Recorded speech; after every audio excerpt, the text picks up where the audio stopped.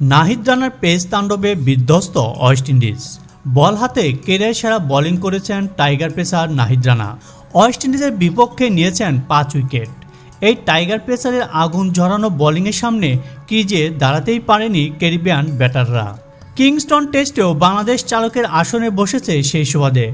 টাইগারদের 164 রানের বিপরীতে ক্যারিবিয়ানরা গুটিয়ে গেছে মাত্র 146 রানে।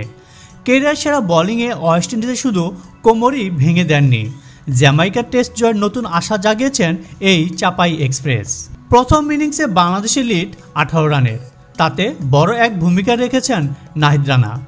কেরিয়ারের প্রথমবার 5 উইকেট তার। দিন শেষে বিসিবির প্রকাশিত ভিডিওতে ক্যামেরার সামনে এসেছিলেন রানা। সেখানেই নিজের বোলিং নিয়ে জানিয়েছেন ভালো লাগার কথা।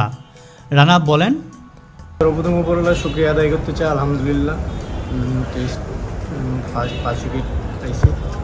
আর বেশি কিছু ট্রাই করি নাই, জাস্ট চেষ্টা করছি ব্যাটসম্যানকে রুম না দিয়ে লাইন টু লাইন কেমনে বোলিং করা যায় এবং কোন সিচুয়েশনে কোন ব্যাটসম্যানকে কীভাবে বোলিং করা যায় সেই বোলিংটা করার চেষ্টা করছি।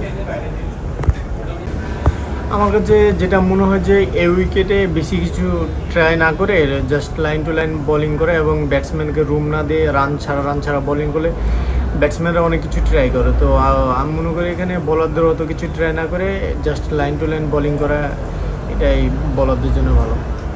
চতুর্থ ইনিংসে বাংলাদেশের সামনে বোলিং সহায়ক পরিস্থিতি আসার সম্ভাবনা বেশি। এমন অবস্থায় রানার ভাবনা বেশি কিছু চেষ্টা না করে লাইন লেন্থ অনুযায়ী বল করা। রানা বলেন, অবশ্য আমরা এখন একটা ভালো জায়গায় আছি। এখান থেকে টোটাল যদি আমরা 250-এর উপরে দিতে পারি তো ডে 4-এ ব্যাটিং করা ব্যাটসম্যানদের জন্য ডিফিকাল্ট হবে। উইকেটটা একটু অন্যরকম হবে, উইকেটে আনইভেন বাউন্স থাকবে, স্পিনে টান থাকবে। সো আমরা ভালো কিছু একটা পাবো, ডে 4 থেকে ভালো কিছু একটা বের করবো ইনশাআল্লাহ। সব মিলিয়ে 61 রানে 5 উইকেট তুলে নেন নাহিদ রানা। এটি তার ক্যারিয়ার সেরা বোলিং। হাবিবুল কবি সম্রাট, 21 সংবাদ.com।